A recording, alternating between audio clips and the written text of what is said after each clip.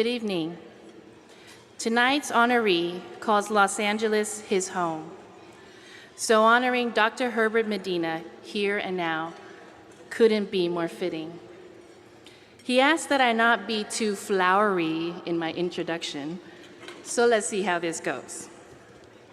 American author Mark Twain wrote, "The two most important days of your life are the day you were born and the day you find out why." In many ways, that second day for me was the day I met Dr. Herbert Medina. Now, Herbert, was that too flowery? Yes. Some 20 years ago, he gave me my first research project on continued fractions and took me to my first SACNAS conference. There, my undergraduate math poster was quite possibly the only math poster around at the time. Back then, undergraduate research in math done by underrepresented students was essentially unheard of.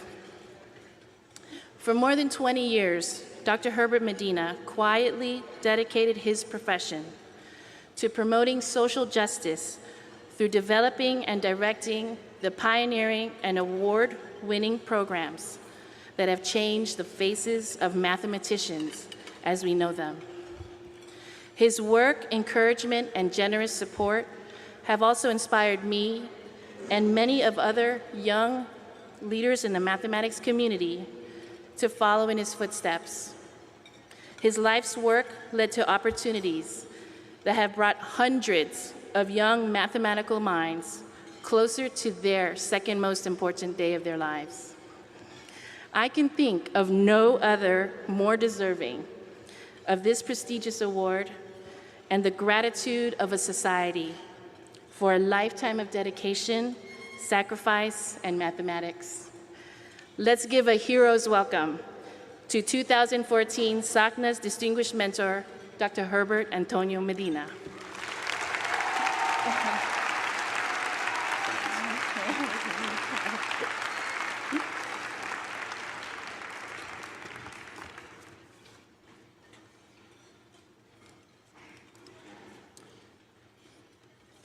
Good evening. First, I would like to thank Rebecca for nominating me for this award and for being a phenomenal undergraduate student some 20 years ago and a wonderful friend since.